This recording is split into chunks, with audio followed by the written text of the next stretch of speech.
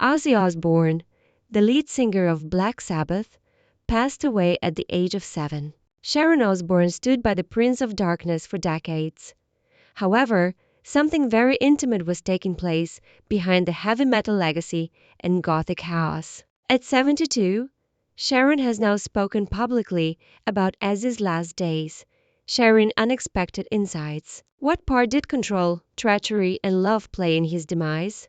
We'll tell the unseen tale of Ozzy's last chapter in this film, including how he passed away, who made the choices, and the family dynamic that kept everything together. The one lady who knew Ozzy best will curate a hauntingly poetic farewell, complete with searing facts and legal twists. The death of Ozzy Osbourne was not unexpected, neither for Sharon Osbourne nor his family. Those closest to him had been getting ready for months, even if the world was shocked by the official announcement on July 22.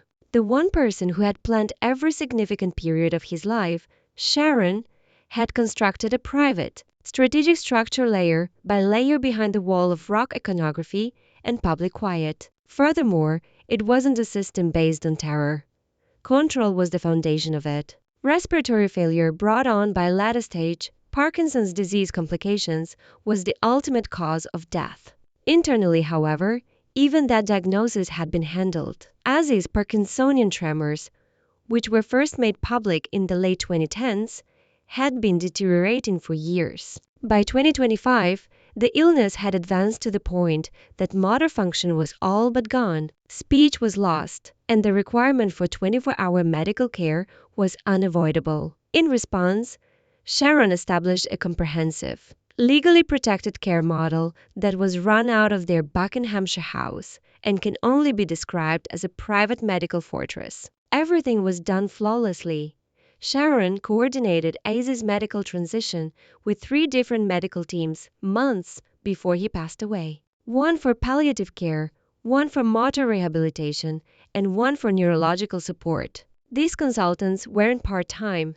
These were seasoned professionals, many of whom were employed as full-time, high-level private specialists, and were required to sign strict secrecy agreements. Their documentation, which was confirmed by legal counsel, outlines an operating plan that resembles one that would be implemented in a hospital critical care unit inpatient setting. But the full regimen was followed at home. Early in July, family meetings started. The family didn't have any rumors or leaks, and they definitely didn't worry too quickly. This was intentional, carrying out a predetermined and authorized plan. Sharon's only concern was keeping Ozzy out of the spotlight in case he passed away and respecting his desire for total seclusion. The media was excluded. 72 hours prior to the official declaration, Sharon denied all press requests and prohibited even her oldest friends and partners from speaking to the media. Everything was managed by the lawyers, until Sharon gave her okay, nothing left the family. He passed away peacefully at home with his family. However, this beautiful description of a departure, already tinged with an initial shock, failed to convey the enormity of the machine operating silently in the background. Their home was converted by Sharon into a fully operational hospice, complete with digital health monitoring, estate readiness infrastructure, funeral planning, coordination, etc. Even the location of his last resting place, a private family burial spot, was planned and obtained a long time ago without the public or media ever knowing, according to the family's court documents. But Jack Osbourne's semi-public remark contained the most personal information. 3 days prior to his passing, Ozzy, unable to speak, made a farewell video chat with his kids, saying goodbye using facial expressions and eye contact. Though not spectacular, it was well considered. He was aware that only Sharon was asked to remain with him in his last hours, even though all 3 kids were present for that final encounter. There was no machine intervention. Sharon said in a private statement that was included with the press release. No transfer took place. Ozzy's requests were followed at all times. Although it seems straightforward from a medical perspective, that statement has significant emotional and legal implications. It verified that the choices taken in his last days were not based on last-minute calls or medical emergencies. They were deliberate actions. Ozzy did not die suddenly.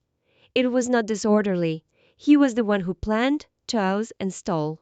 On his own terms, he departed from this planet. It was only Sharon Osbourne who had a plan to make that choice a reality. However, one last statement from Ozzy would change the perception of his alleged Muffest funeral, while the public grieved. Biting off bad hats, shouting into stadiums ablaze, and pushing boundaries no other rock frontman dared to. Ozzy Osbourne was a household name for the majority of his life. However, Ozzy's vision of death was surprisingly whimsical. He made it plain even before his body started to deteriorate that he did not want a tearful funeral. He was not interested in speeches or tragic symbolism. He desired trouble. He desired appreciation. He wanted his last farewell to feel alive beyond all else. A fan asked Ozzy in a 2011 Times essay if it was morbid to organize one's own burial. The twist was that he wanted pranks. His response was, "Vintage Ozzy. I honestly don't care what they play at my funeral. They can put on a medley of Justin Bieber, Susan Boyle, and We Are the Diddy Man if it makes me happy." He wanted laughter because, in his own words, there would be no harping on the bad times. Perhaps a knock from inside the coffin. Perhaps a video of him asking his doctor for a second opinion on the death diagnosis. An excerpt from the book that reflects the author's thoughts on Ozzy's philosophy of life. Ozzy's life was filled with addiction, insanity, arrests, betrayals, fame, and a slow-burning illness that left him unable to move or speak. When asked how he wanted to be remembered, he always came back to the same conclusion, that he survived to live a life that was incredibly extravagant and expressed gratitude for it. Sharon took Ozzy's wishes seriously, and instead of a televised tribute or a grand memorial, she planned a private service that honored all of Ozzy's last wishes, a farewell rather than a funeral, without press photographers blowing the trumpet at the gates, or celebrities wearing sunglasses offering eulogies. According to family sources, only immediate family members and a small group of long-term care staff attended the ceremony, which was held at the Osbourne family's private burial ground,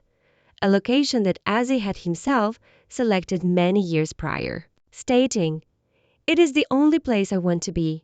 The service was not broadcast or recorded, and it was not open to the public. Although Sharon planned a private funeral service well in advance and had strict confidentiality agreements with no media allowed, the soundtrack was what really set the service apart for Ozzy.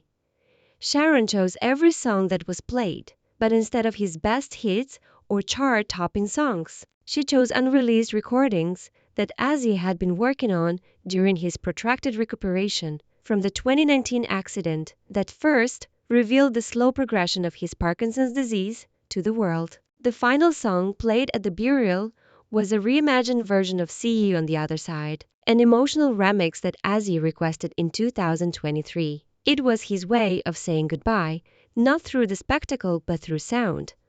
Whispered instead of screamed. Records that no one had ever heard before. Stripped down recordings, raw, experimental, only for private moments. As fans around the world lamented the Prince of Darkness's death, Sharon had kept her final vow. She never turned the day of his farewell into a museum exhibit. Instead, it was a carefully planned celebration of personal significance with no public display at all. And it was completely unfiltered for Ozzy in death, just as he had aimed to be in life. The fans and the press's whispers, however, cast a shadow of doubt amid the ceremony's exact timing and private nature. Did that seem less like a natural passing? Were there quiet hands helping Ozzy say goodbye, as all the rumors had it? One detail, however, cast a chilling shadow over his happy farewell, a lengthy whispered pact, and Sharon's contentious views on death. The rumor began in 2007 when Sharon Osbourne talked candidly about assisted suicide in interviews and in the following chapter of her memoir, Survivor, My Story. She described how she and Ozzy had had difficult but open discussions about end-of-life options after witnessing her father's Alzheimer's disease. "That's it, if Ozzy or I ever get Alzheimer's," she remarked at the time, referring specifically to their agreement to seek assistance from Dignitas, a Swiss group that advocates assisted dying under certain medical conditions. We'd be off. The comment garnered media attention. Some took it literally, while others saw it as a hypothetical situation. Ozzy himself did not confirm or deny the details at the time, but he frequently echoed a similar tone in interviews, witty, make-up, and laced with self-awareness. However, the rumors gained even more weight after he was diagnosed with Parkinson's disease in 2019. Fast forward to July 2025, and Ozzy vanishes. There were no hospital interventions, emergency transfers, or publicly available medical records. Everything was handled under the legally binding advanced care plan that Ozzy and Sharon signed. He passes away at home, fully lucid, but unable to communicate with family members in a funeral plan down to the last detail. As the topic was brought up again by the two in October 2023, the media dug up the 07 quotes, along with the most recent audio from the Osbournes podcast. And Sharon didn't back down when Jack asked his mother if the plan to fly to Switzerland was still in place. The old rumors were soon dusted off again, but with a vindictive twist this time. "Do you think we're going to suffer?" she asked Jack, who gave a tense laugh and said, "Well, maybe. Life already suffers, doesn't it?" Though it appeared to be covered in a lot of black humor, Sharon's response was direct. "If you have both mental and physical pain, see ya. Mental suffering is enough pain without physical." Fans have wondered whether Ozzy's death was medically assisted, discreetly carried out under UK law, or even overseas. Kelly Osbourne quickly put an end to the rumors when she posted on Instagram 11 days prior to Ozzy's passing, condemning the viral narratives. "As my mom said to garner attention once, she insisted that her father was not dying at the time and that the alleged pact had no legal basis." However, in the days that followed, her post added to the confusion.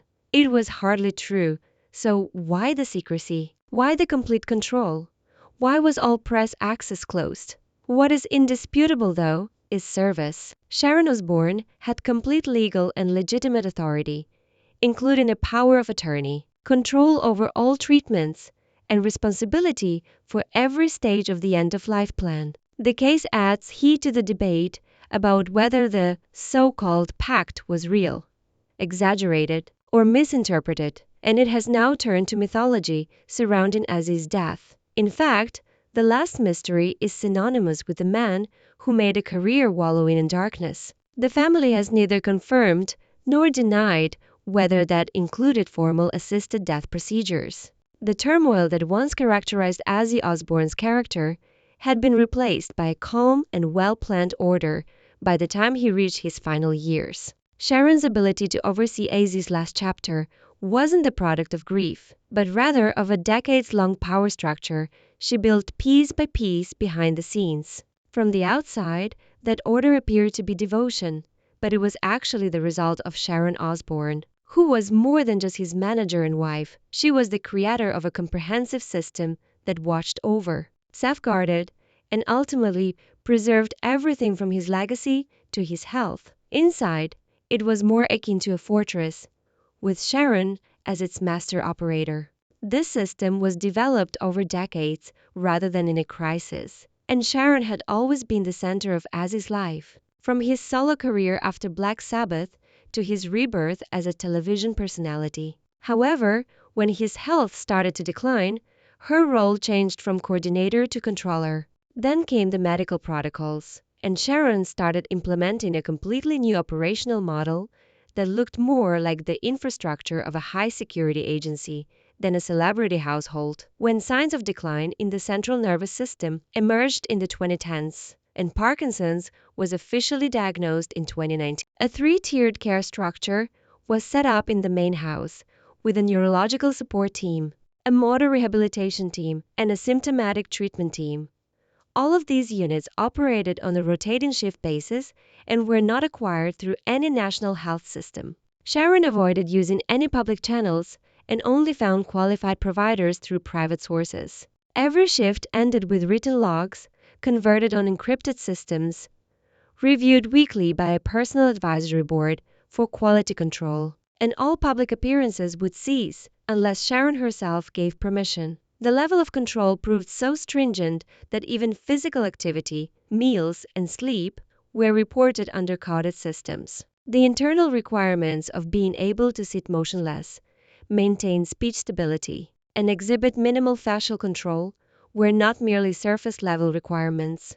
They were all precautions for the sake of dignity and the family's strictly regulated public image. And they would only be approved even during Ozzy's infrequent public appearances. The iron grip of Sharon extended beyond health as she maintained control over finances, media rights, and even social interaction through a pre-cleared media presence, medically prepared event spaces, and caregivers always at hand. She controlled all revenue streams from at least 3 legal entities, including a personal branding company, a touring company, and a music licensing agency. Every year, budget models were updated based on anticipated health conditions and treatment costs. Contracts, typically listed here as a co-owner or legal representative. No action involving Ozzy's convenience occurred without that person's signature, and she received legal insulation. Sharon was granted an advanced power of attorney early in the decline, which allowed her to make all medical decisions on her own, even in defiance of group consensus. The children also had different roles under this arrangement, and Kelly Osbourne oversaw the communications with the family and social media. She is the last authority, right after KQIN, and it guarantees that the media, medical boards, and even extended family do not get involved. She has access, oversight, and permission to act on Ozzy's behalf. Isn't that such an emotional division? Is it functional? Each is given a role, and the role falls under a plan. Sharon has done what very few could do.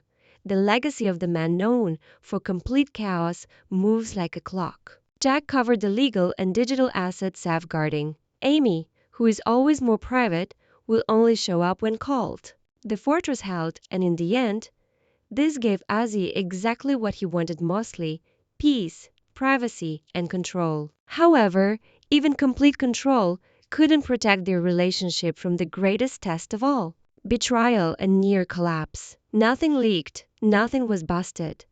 There were no scandals, intrusive paparazzi shots, and no public unraveling. Before Sharon Osbourne could construct the stronghold that shielded Ozzy in his last years, she had to rebuild something much more delicate: their marriage. For a couple whose lives had withstood the strain of public scrutiny, addiction, and celebrity, it wasn't Ozzy's health that almost brought them to ruin. Ozzy Osbourne had an extramarital affair with a hairstylist, and after decades of managing both his career and his volatile behavior, Sharon was caught off guard when the affair was revealed. It was infidelity, and everything, both personal and professional, nearly fell apart in a matter of days. Internally, there were far more issues, but on the surface, she publicly acknowledged the affair and almost immediately distanced herself from him, demanding distance and, for the first time in their marriage, not defending Ozzy. She canceled all appearances, stripped him of his scheduled performances, and labeled their marriage, as it was at the time, broken. Documentary materials and correspondence from the family reveal that this period became a full-scale re-evaluation of the rules of engagement within the relationship, never seen before, and the results were remarkable. Ozzy received voluntary treatment for what were perceived as compulsive sexual urges, but many felt that this term was a very sanitary appraisal of something much more rooted in control and impulse. Following Sharon's lead, a comprehensive evaluation process was started, not only medically but also legally. Ozzy was to submit to third-party financial scrutiny, avoid making public appearances without prior approval, and maintain boundaries where truly personal relationships were outside of his marriage. These new legal documents were shaped much like contracts, complete with terms of reference, penalties, and monitors. The children played a rather important role in the reconciliation, logistically rather than emotionally, and Jack and Kelly Osbourne worked out a sort of co-care plan in which visits would be interchangeable for their father with regard to appointments, family responsibilities, and media filtration. Sharon was making it clear that the marriage would proceed according to her terms or not. Jack was in charge of privacy protocol and all legal interfaces. Kelly was in charge of family messaging on social media because she had endured a lot of public narratives. Amy maintained her position as a silent but steady witness, only getting involved when it came to private planning, and the goal was not to reform marriage as it is so conventionally understood. This union was not marked by large-scale romantic gestures or televised reconciliations. Rather, Sharon described the process as one of re-establishing structure, wherein the marriage was reorganized rather than healed, and each step of the relational restoration was recorded, reviewed, and signed. As a result, life together became more precise than passion. Since signing the full internal agreement, Sharon has taken charge of Az's career once more, gaining financial management, medical coordination rights, and the ability to veto media appearances. Even her personal opinions would be put on hold as she withdraws from all public-facing work, cancels the event appearance, and devotes herself fully to re-establishing the system that once made them one of rock's most formidable and unpredictable duos. This is not recovery at all, it is a reset. Ozzy had to conform due to the symptoms of his degenerative sickness that were starting to manifest. And forgiveness was not understood by Sharon. Instead, it was a use of control. What was once trust has been replaced with a more diversified sort of loyalty. He traded his chaos for tranquility. The man, once governed by irrational impulses, now followed the strictest schedule of his life. Such a profoundly personal, long-lasting change has far-reaching consequences, allowing Sharon to manage his reputation, finances, and health for years until his death.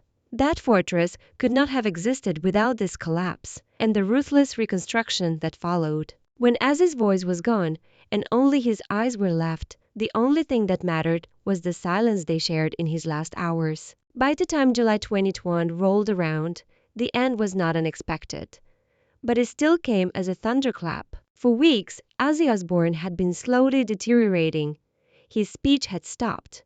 His mobility had diminished, and even his facial muscles, which had once been animated with mischievous and wild-eyed defiance, had diminished to mere movements. However, one thing remained intact, his awareness. His family claims that Ozzy was completely conscious during his final hours, and that alone gave his farewell a weight that no performance could ever match. In the 3 days before his death, a final video call was planned, medically approved, and designed to be safe.